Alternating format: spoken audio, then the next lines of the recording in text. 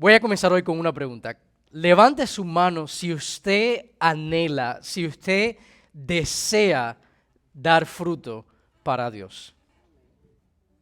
Normalmente la mayoría de todos los cristianos desean dar fruto para el Señor. Hay momentos en nuestras vidas donde a lo mejor no estamos en nuestra mejor etapa, pero el cristiano, aquel que ha nacido de nuevo, desea ser instrumento en las manos del Señor. Desea que Dios produzca en uno fruto.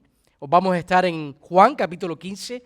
Vaya conmigo al Evangelio de Juan capítulo 15, versículo 1. Versículo 1. Y el título de la prédica en esta tarde es Yo soy la vid verdadera. Juan capítulo 15, versículo 1. Y dice de la siguiente manera. Voy a leer hasta el versículo 8. Así que siga ahí con su vista en sus Biblias. Yo soy la vid verdadera y mi Padre es el viñador.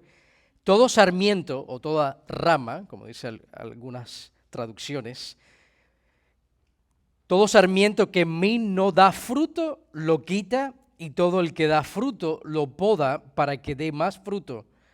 Vosotros ya estáis limpios por la palabra que os he hablado. Permanecer en mí y yo en vosotros, como el sarmiento no puede dar fruto por sí mismo si no permanece en la vid, así tampoco vosotros si no permanecéis en mí. Yo soy la vid, vosotros los sarmientos.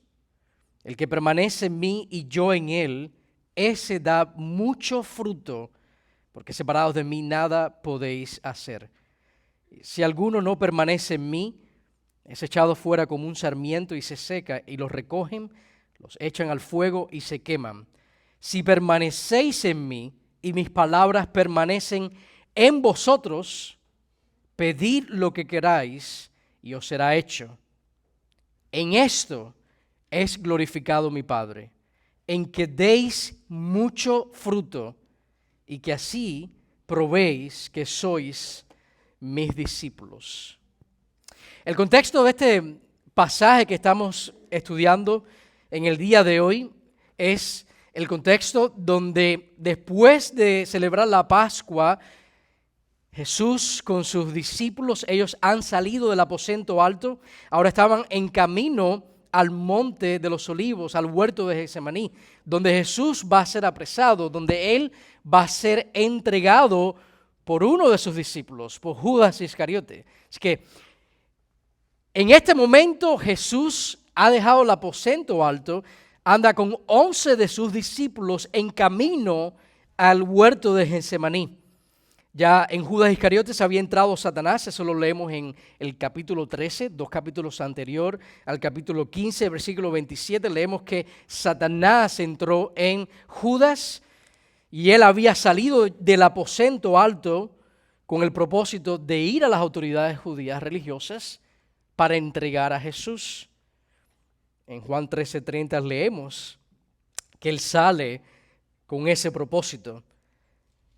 Ahora, el capítulo 14, versículo 31 termina de una manera importante y es Jesús diciéndole a los discípulos, levantaos de aquí, vámonos.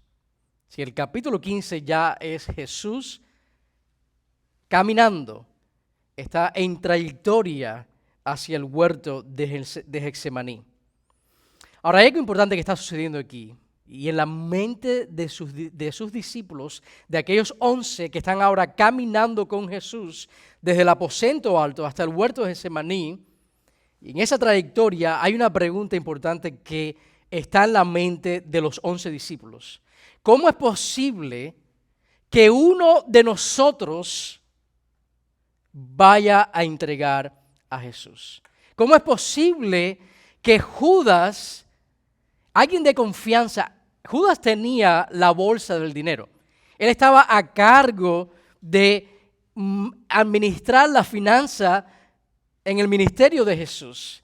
Y aquí vemos que en el aposento alto Jesús deja ver claramente que Judas Iscariote lo iba a entregar, lo iba a traicionar. En la mente de los discípulos estaba esa pregunta: ¿cómo puede ser eso posible? Así que en medio de esa confusión que vemos aquí, ellos están caminando y están caminando rodeados ¿de qué? De viñedos. En esa parte del mundo, en el primer siglo, una sociedad que vivía de la tierra, y especialmente ahí en Israel, estaba rodeada de viñedos.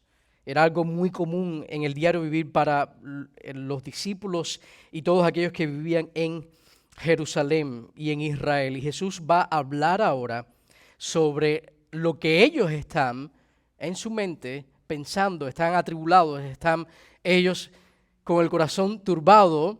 Habíamos visto el domingo pasado que Jesús le dice, no se turbe vuestro corazón. Ellos están lidiando con todas estas cosas que están sucediendo de una manera bien rápida.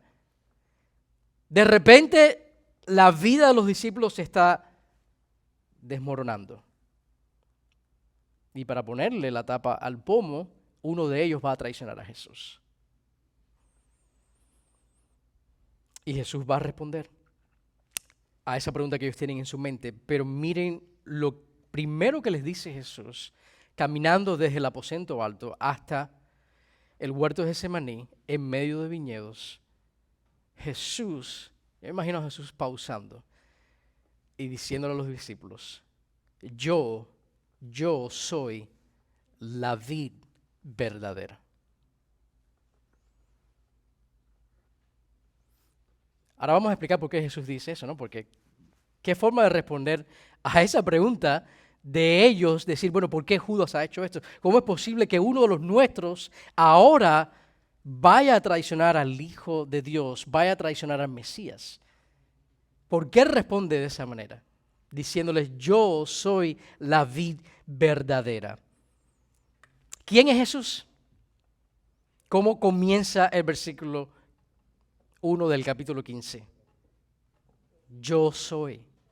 Hemos estado estudiando en esta serie el gran yo soy, los 7 yo soy que encontramos en el Evangelio de Juan. Y este término de yo soy es un término de deidad, es un término que describe al Dios del Antiguo Testamento como aquel que es trascendente, que no necesita nada de nadie ni de nada para existir. Él es quien Él es. Todo depende de Él, pero Él no depende de nada, ni de nadie. Y Jesús aquí está diciendo, yo soy, el yo soy del primer testamento. Dios mismo ahora, en medio de ello, en carne y hueso, caminando desde el aposento alto hasta el huerto de Getsemaní. Jesús es el gran yo soy. Y no solo eso, Jesús también es la vid verdadera. Noten que dice, yo soy, pero ese yo soy está descrito con la vid verdadera.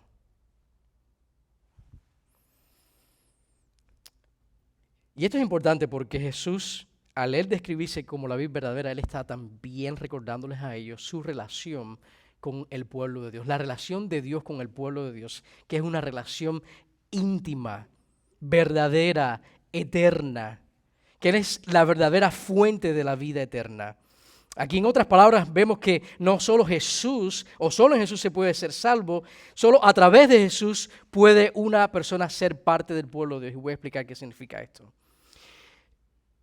Israel, los judíos, se consideraban en su mayoría salvos solo por el hecho de pertenecer al pueblo de Israel. Solo por el hecho de haber nacido judío. Déjenme enseñarles en Mateo, no lo busques, se lo voy a leer, en Mateo capítulo 3, cuando vemos a Juan el Bautista predicando el arrepentimiento, el bautismo del arrepentimiento, vemos que muchos venían a él a bautizarse. Y fariseos acercándose a Juan el Bautista le dice a ellos, en el versículo 9, no presumáis que poder deciros a vosotros mismos. Esto es lo que se presumía. Tenemos a Abraham por padre. La confianza de ellos estaba cimentada en que descendían de Abraham para su salvación. Y Juan el Bautista le dice, Dios puede levantar hijos de Abraham de estas piedras.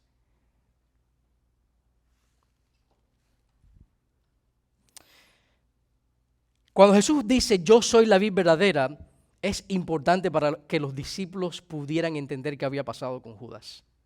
Porque en la mente del judío, ¿cómo es posible que alguien salvo deje de estar ahora conectado a la vid?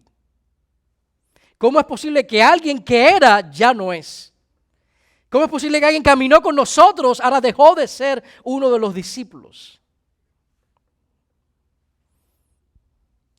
Y Jesús les va a explicar a ellos con esta afirmación que no todos los que descienden de Abraham físicamente son parte del Israel de Dios. No todo el que haya nacido en Israel va al cielo.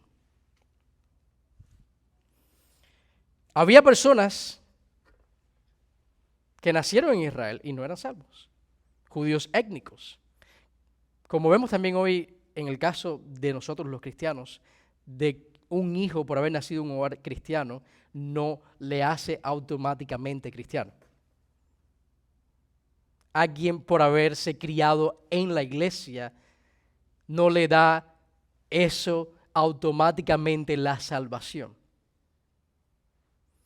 De igual manera, en el pueblo de Dios, no todos los que nacían en Israel eran del pueblo de Dios, el verdadero pueblo de Dios, la verdadera simiente.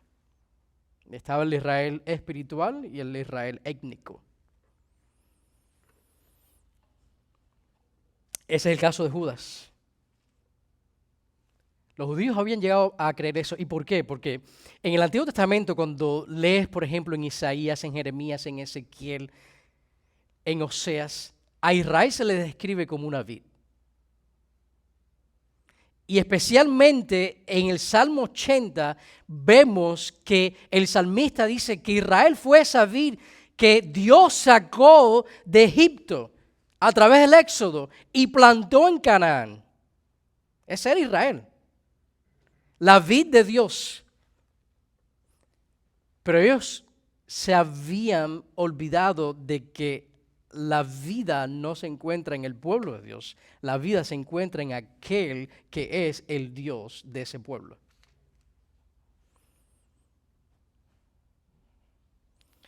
La racionalización que ellos estaban teniendo era, bueno, lo que nos da a nosotros el estatus del pueblo de Dios es nuestra raza.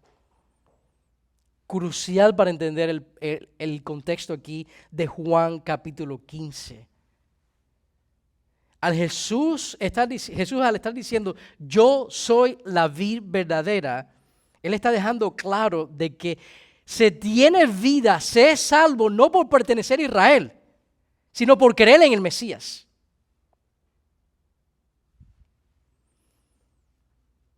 Él está enseñando, les está recordando lo que siempre ha sido desde el principio. Siempre ha sido así desde el principio. Después que Adán y Eva pecan, ¿qué es lo que sucede? Dios les da la promesa, Dios les predica el evangelio a Adán y a Eva. En Génesis 3:15 comienza el evangelio, es donde por primera vez se alude al evangelio, que aquel que iba a venir de la descendencia de la mujer, de la descendencia, la simiente de la mujer,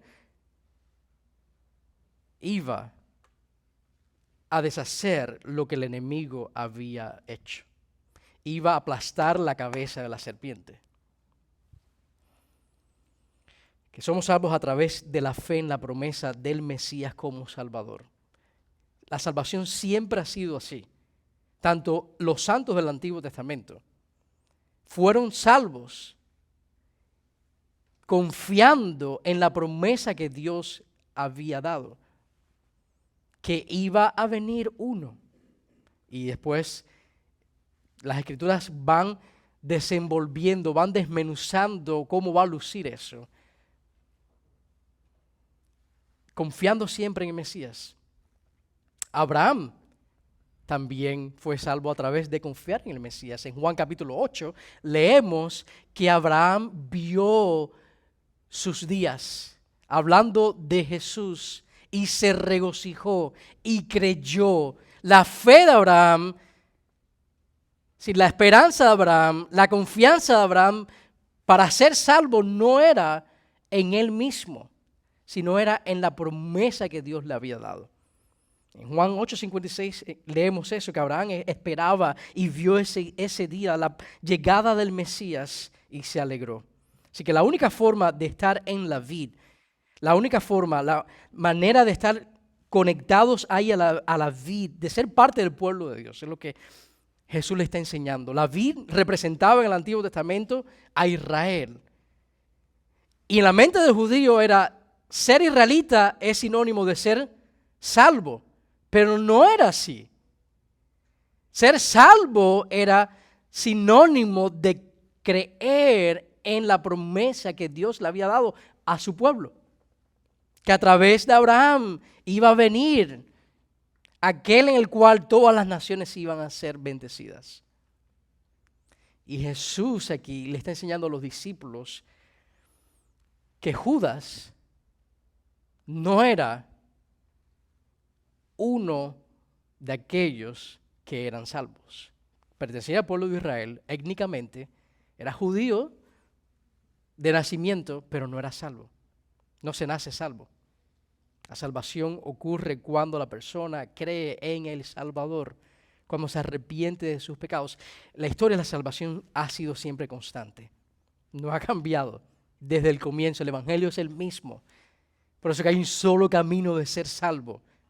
Tanto los santos del Antiguo Testamento como nosotros ahora aquí de este lado de la cruz, en la era del Nuevo Testamento, nosotros somos salvos a través de la promesa del Mesías. Que la vida no viene por ser parte del pueblo de Israel. Y hoy tristemente se ve muchas personas cristianas a veces que quieren hacerse judíos. Y los cristianos mesiánicos, como si eso le diera un estatus superior o mejor o trajera bendiciones especiales. No, nuestra bendición viene a través de Cristo. Y la única bendición de vida eterna viene a través de Cristo.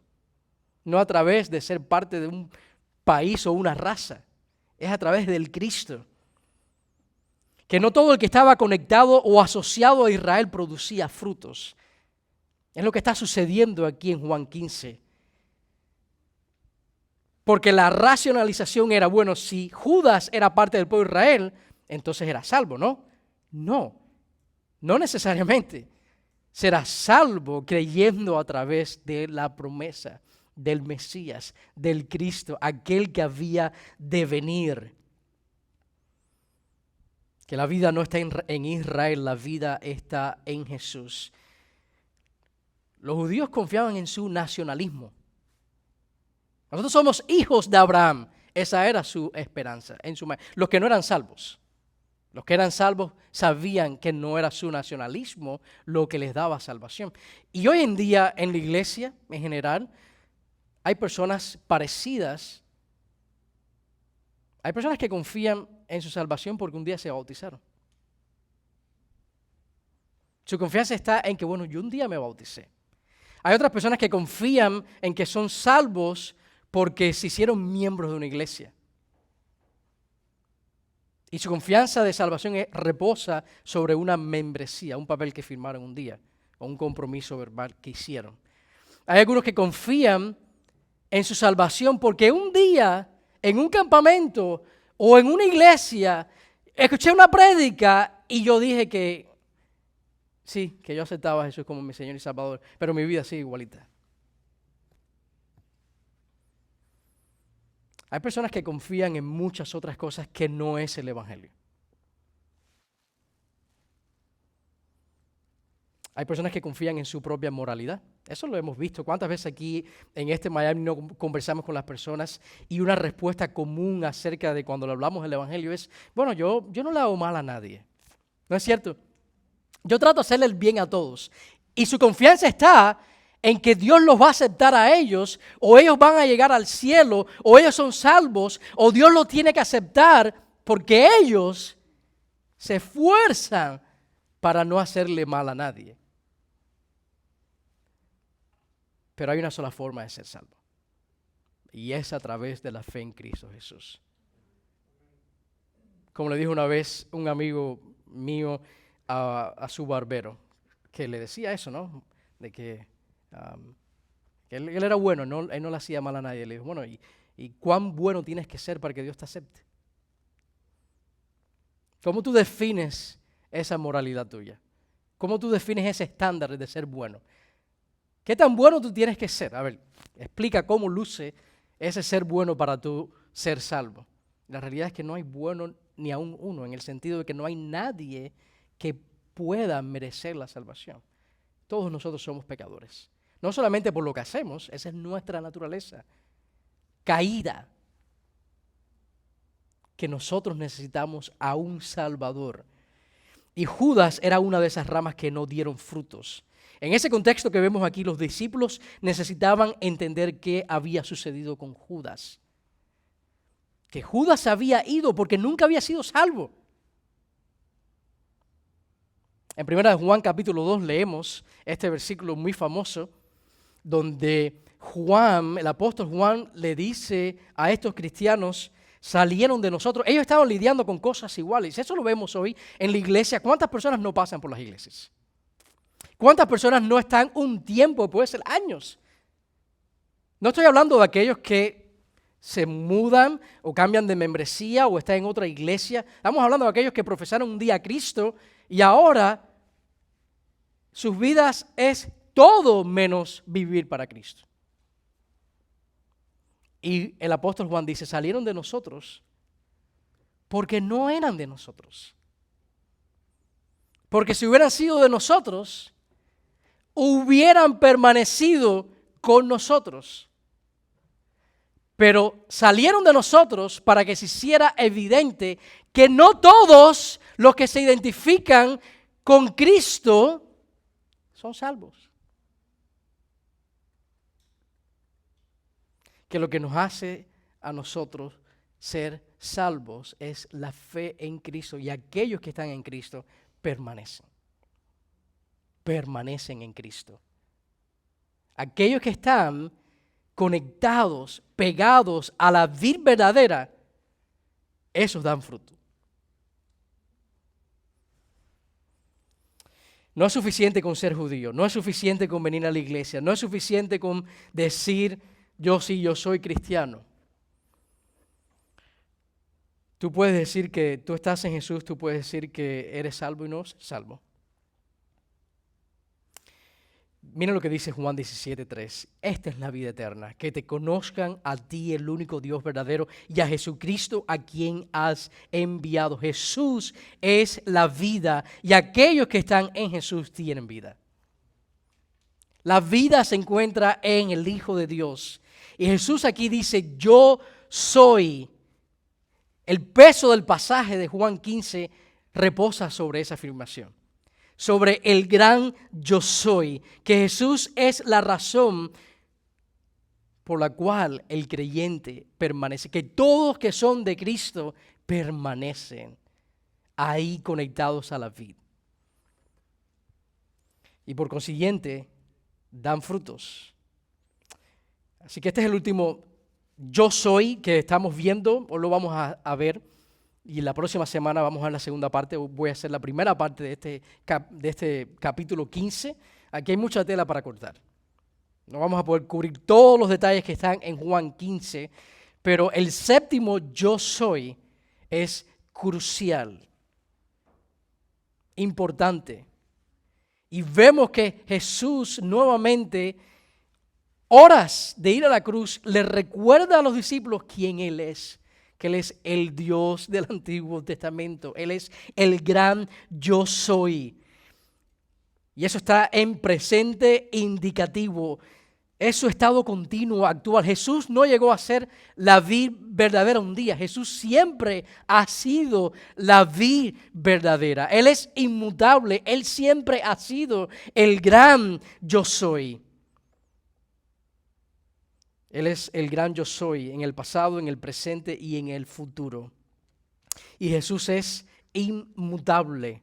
Esto es uno de los atributos de Dios que casi no se menciona. Porque cuando hablamos que Jesús dice yo soy, Él está hablando de su deidad, de su naturaleza, que no cambia, que Jesús no necesita mejorar, que no hay un atributo que necesita ahora obtener, porque Él es inmutable. Dios es inmutable. El único que es inmutable, ¿quién es? Es Dios.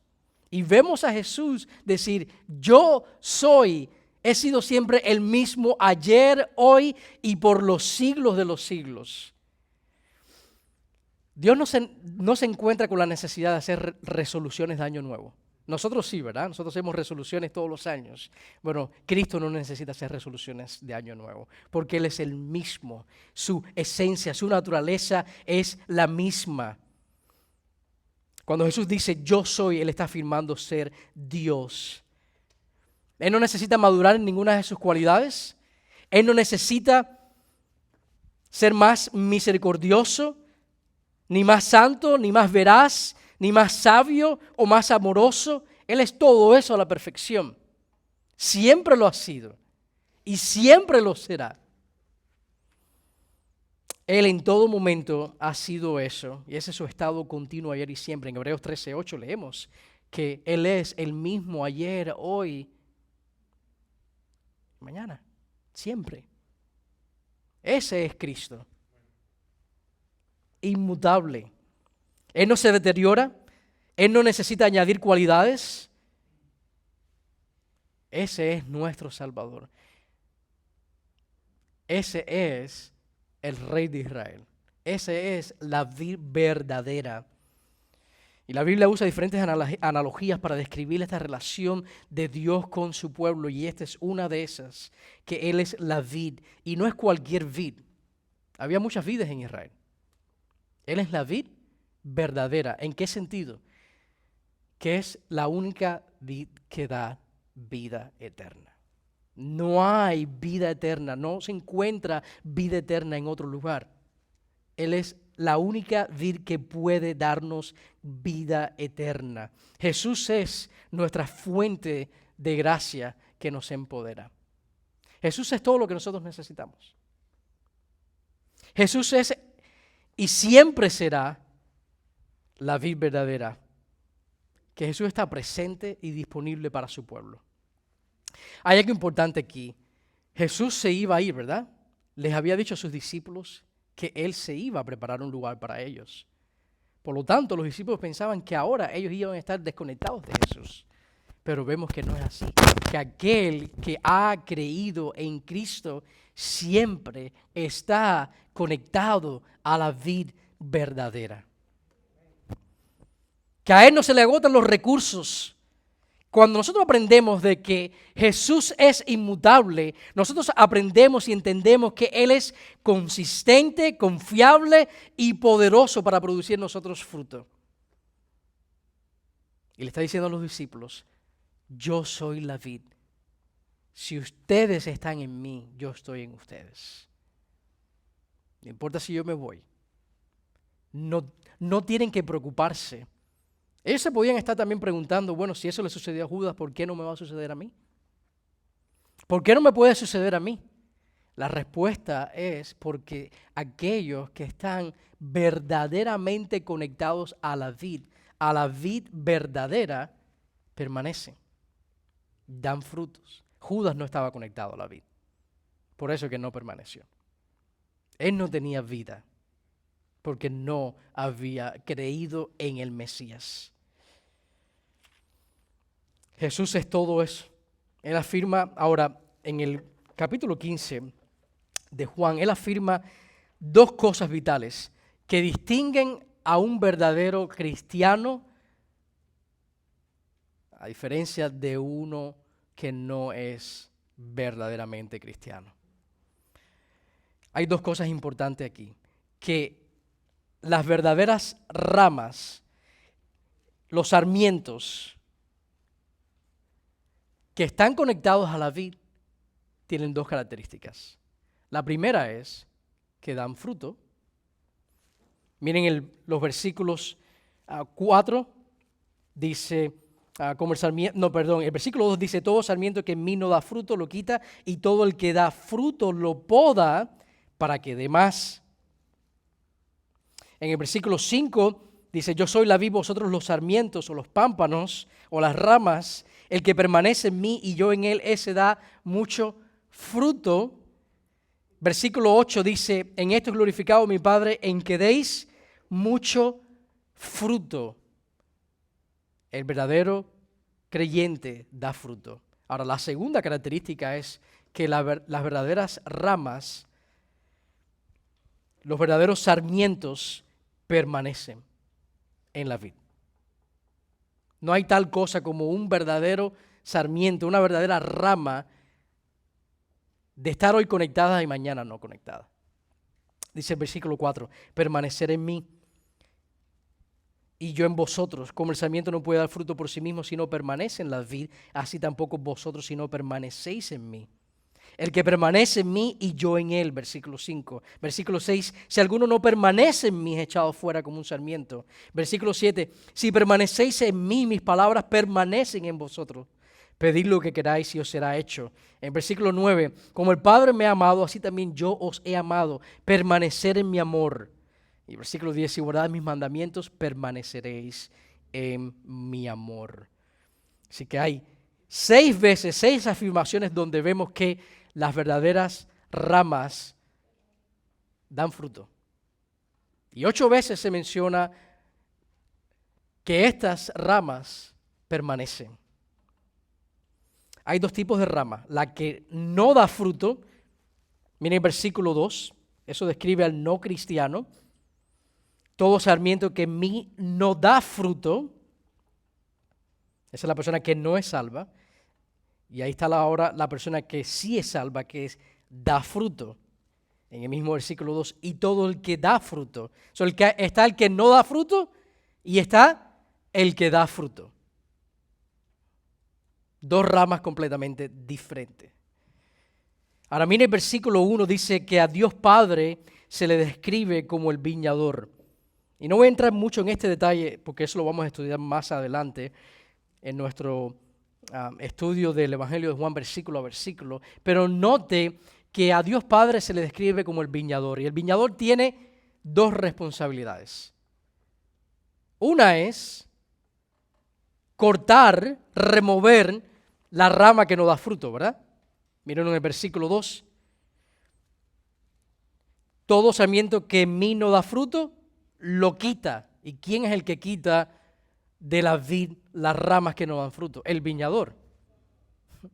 Aquel que está a cargo de esa planta, aquel que la poda, él está a cargo de arrancar todo sarmiento que no da fruto. Pero note que también él está a cargo de podar, arrancar o cortar aquello que no da fruto, y se poda lo que da fruto para que dé más fruto. Cuando vemos en los versículos 2 y 6, el versículo 6 en especial, que dice, si alguno no permanece en mí, es echado fuera como un sarmiento y se seca, y los recogen y los echan al fuego y se queman. Esto es una imagen del juicio venidero, el juicio que le espera a aquellos que no están en Cristo. Ahora quiero enfocarme en este punto, que el cristiano da fruto. Ese es el punto número 1. El cristiano da fruto. Ahora, ¿qué cosa es fruto? ¿Qué es fruto? Porque vemos ahí que aquellos que verdaderamente están conectados a la vid verdadera, a Jesús, dan fruto. Ahora, ¿qué cosa es fruto? Algunos piensan que dar fruto es tú predicar el evangelio a una persona y ganar a alguien para Cristo. Otros piensan que dar fruto es discipular a alguien, enseñarles la palabra de Dios. Otros piensan que dar fruto es estar haciendo buenas obras y van a llevarle comida a los desamparados. Algunos piensan también que dar fruto es estar involucrado en un ministerio en la iglesia. Aunque todas esas cosas son ciertas, Juan 15 está hablando mucho más allá que esas cosas superficiales. Fruto es lo que define al cristiano. No es tanto lo que el cristiano hace. Porque después vamos a ver que en este pasaje nunca se le dice al cristiano, da fruto. El mandamiento no es que ustedes den fruto. Eso lo hace Dios en uno y a través de uno. Fruto es lo que define a una persona salva. Mire el versículo 8. En esto es glorificado mi Padre, en que deis mucho fruto y así probéis que sois mis discípulos. Lo que diferencia a una persona salva de una persona no salva son los frutos. Cada referencia sobre dar fruto, aquí en Juan 15, la palabra dar es ferete, se encuentra en un estado presente, es un verbo presente activo. ¿Qué significa eso, pastor? Significa que es una característica constante en la vida de la persona. No es algo que tú tuviste un día y después dejas de tener. Esto caracteriza el estado de esta persona. Es el estado constante de las verdaderas ramas. Se les conoce porque dan fruto. Fruto que permanece. Presente continuo.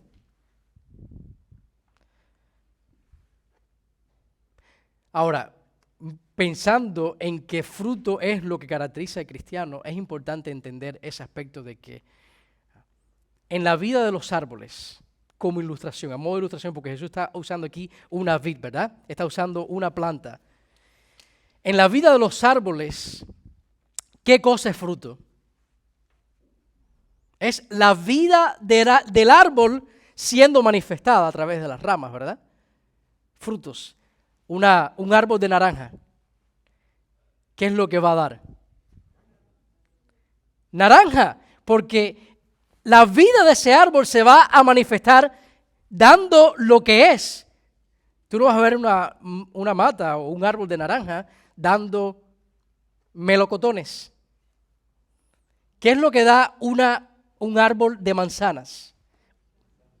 Manzanas, porque es la vida del árbol siendo manifestada. ¿Qué es lo que da una vid de uvas? Va a dar uvas. Ahora, en el pasaje, ¿quién es la vid? ¿Quién es la vid? Jesús es la vid.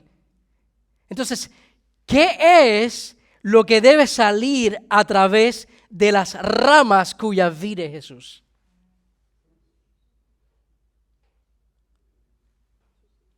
Jesús. Lo que se ve en la vida de las ramas es la vida de esa vid. ¿Y quién es la vid? Jesús. Y lo que se va a ver a través de esas ramas es lo que está en esa vid. Fruto es la vida de la vid manifestándose a través de las ramas. Estar en Cristo, ser cristiano, ser una rama conectados a la vid verdadera es Cristo en uno y siendo manifestado a través de uno.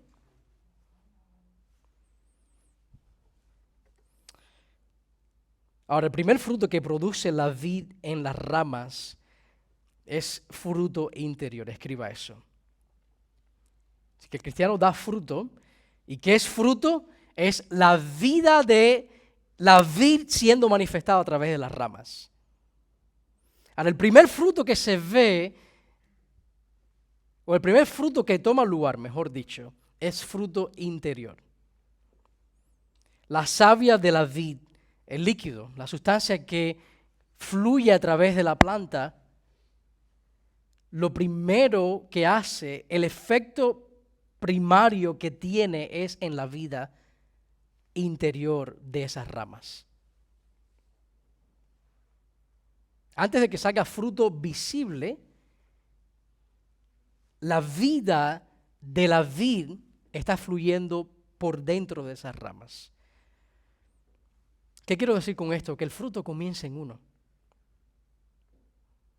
El fruto comienza en la vida del cristiano. La salvación no es tú tratando de vivir para Cristo o tú tratando de cambiarte. La salvación no es tú tratando de cambiar tu vida, es Cristo cambiándote a ti. Y esos cambios siendo mostrados a través de ti. Pero el que produce fruto, ¿quién es? La vid, no las ramas. Las ramas manifiestan lo que la vid es. La vida de la vid, siendo manifestado a través de las ramas. Dice el versículo 5, yo soy la vid, vosotros los sarmientos. Ustedes son las ramas, el que permanece en mí. Aquellos que están conectados a mí y yo en ellos. Ese da mucho fruto, porque separados de mí nada podéis hacer. La vida de Cristo, la vida de la vid produciendo en uno, es lo que vemos aquí Jesús enseñándoles. La razón por la cual ellos iban a permanecer, la razón por la cual ellos podían confiar en Cristo es porque la misma vid está conectados a ellos. Eso habla de la unión. No hay nada que nos pueda separar de Cristo. Y Cristo, aún físicamente ascendiendo a los cielos, le está reafirmando a sus discípulos de que ellos siguen conectados a Él. Que a diferencia de Judas, que nunca fue y que por eso se apartó, ellos permanecerían porque están pegados a la vid verdadera. Y la vid iba a producir en ellos vida, iba a producir en ellos fruto. Así que la vida de Cristo manifestadas en las ramas es conformando a esas ramas a la vida que se encuentra en la vid. Hay un pasaje que ustedes se conocen de memoria, es Romanos 8:28, ¿verdad? Que normalmente decimos ese versículo, el que está en la pantalla es el 29, pero el que ustedes que normalmente se conocen es el versículo 28. Que aquellos que aman a Dios todas las cosas ayudan para bien. Pero paramos en el 28, no seguimos leyendo. Y el versículo 29 nos enseña cuáles son todas esas cosas que ayudan para bien. Y leemos que los que de antemano conoció, también los predestinó ¿a qué? A ser hechos conforme a la imagen de su Hijo. Así que la vida de la vid, siendo en las ramas, fluyendo en las ramas, conformando a las ramas a lo que se encuentra en esa vid. Por eso es que un árbol de naranja no va a dar otra fruta que no sea naranja, porque la vida que se encuentra en el árbol, esas ramas van a dar lo que se encuentra en el árbol, naranjas. Y aquí vemos que el cristiano es descrito como una rama que está conectada a la vid. Por lo tanto, al estar conectados a la vid, la vida de estas ramas van a conformarse a lo que está en la vid.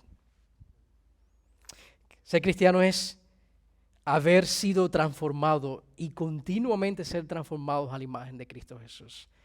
Hay otro pasaje muy famoso en 2 Corintios 3:18 donde leemos lo siguiente.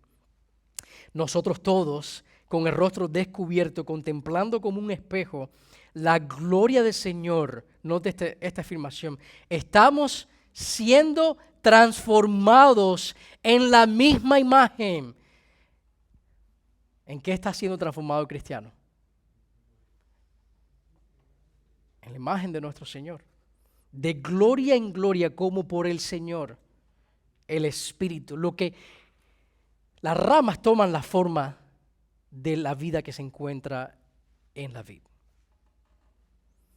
Lo segundo es que no solamente el primer fruto que vemos es ese fruto interior, como les decía, hay personas que genuinamente quieren cambiar, iglesia.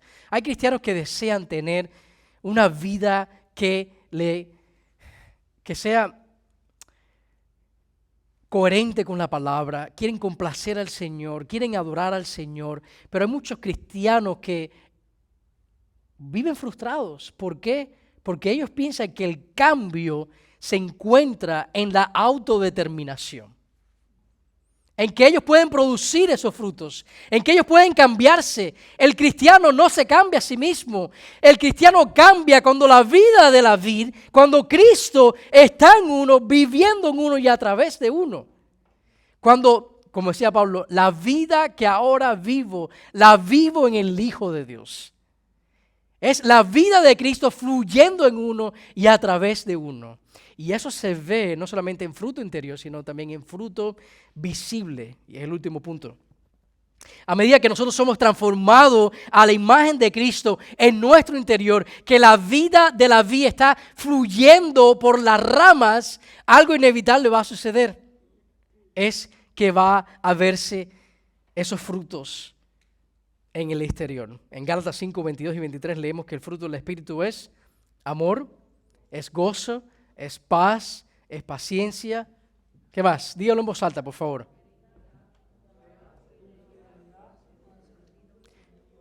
Ese es el fruto del Espíritu. No dice frutos. Está en singular. Dice fruto. Y esto es crucial. Porque tú quieres ser amoroso. No se trata de decirle, Señor, ayúdame a ser más yo amoroso. Sino es Cristo viviendo en uno y mostrando su amor a través de uno. ¿Usted quiere ser paciente? Es Cristo produciendo eso en ti a través de ti. Es la vida de Cristo en uno. Fruto en el cristiano. Jesús obrando esas cosas en nuestras vidas. En la vida de Jesús siendo manifestado a través de ti. Pero primero tiene que ocurrir fruto en uno para que esos frutos después visibles que anhelamos puedan tomar lugar. El próximo domingo vamos a mirar la segunda parte de este pasaje que tiene que ver con permanecer. Y responde a una pregunta importante, ¿no? Porque leemos de que no se nos dice den fruto. No se dice eso. Ahora, sabemos que el cristiano da fruto. ¿Cómo es que damos fruto? ¿Cómo que es que Cristo produce fruto en la vida del creyente? Déjenme ponerle esta oración en la pantalla. El enfoque de la vida del creyente no, y diga no es dar fruto. ¿Cómo así, pastor? Que mi enfoque no debe ser vivir para Cristo y dar fruto para Cristo. No. El enfoque tuyo no es dar fruto. Tu responsabilidad y mi responsabilidad, el único mandamiento que se da aquí es permanecer en Cristo. No se nos ordena dar fruto, se nos ordena a permanecer. Permaneciendo en Cristo, damos fruto. Miren lo que dice el versículo 4. Permanecer en mí. Ese es el mandamiento. Por eso que en la vida de muchos cristianos no se ve fruto en abundancia. Porque están tratando de vivir la vida cristiana en sus fuerzas. Se están tratando de cambiar ellos mismos, están tratando de cambiar a los otros ellos mismos, están tratando de combatir el pecado en sus propias fuerzas, están tratando de decirle que no a las tentaciones en sus propias fuerzas. Y no es así. Usted da fruto cuando la vida de Jesús está en usted, fluyendo a través de usted. Y no al revés. ¿Cómo es que una rama da fruto? Esta rama la corté en el patio de la casa, tengo plantada una vid. Para que esta rama dé fruto, ¿qué es lo que yo tengo que hacer?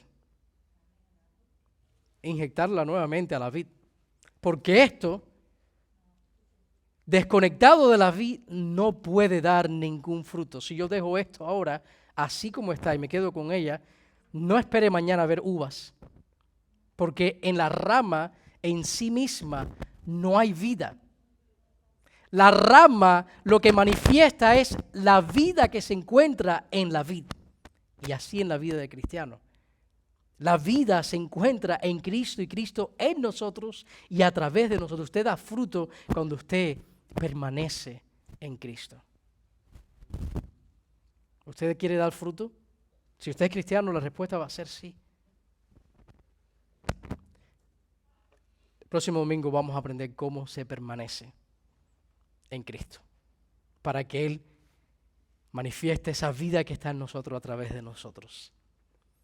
Y así le glorifiquemos. Es el diseño de Dios, es el plan de Dios. En versículo 15, mejor dicho, en versículo 8 leemos que en esto es glorificado su Padre, en que nosotros demos fruto. El Señor nos ha salvado para dar fruto, y todo cristiano va a dar fruto, pero vamos a dar fruto a medida que permanecemos en Cristo. Y le vamos a aprender cómo se permanece en Cristo el próximo domingo.